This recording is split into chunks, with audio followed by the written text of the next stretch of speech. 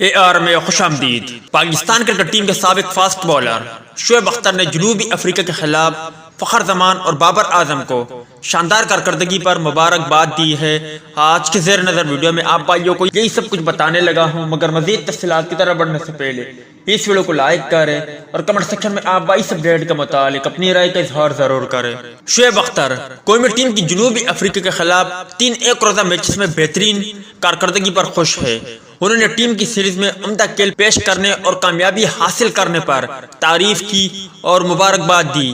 سابق fast bowler Shoaib Akhtar نے اپنے تصدیق شدہ ٹویٹر اکاؤنٹ پر فخر زمان کی گزشتہ روز میچ میں شاندار بیٹنگ کی تعریف کرتے ہوئے لکھا کہ فخر زمان کے لیے ایک کے بعد ایک سینچری زبردست تسلسل ہے۔ انہوں نے کپتان بابر اعظم اور سیریز میں جیت پر پوری ٹیم کو مبارکباد دیتے ہوئے لکھا کہ جنوبی افریقہ کے خلاف سیریز میں کامیابی پر بابر اعظم اور سب لڑکوں کو مبارکباد، اسی طرح آگے بڑھتے رہو۔ واضح رہے کہ جنوبی افریقہ کے خلاف تیسرے میچ میں بیٹنگ کرتے ہوئے فخر زمان نے 50 میچوں کی 50 اننگز میں اپنے 2262 رن مکمل کیے، جو پاکستان کی طرف سے کسی بھی بیٹسمین کا ریکارڈ ہے۔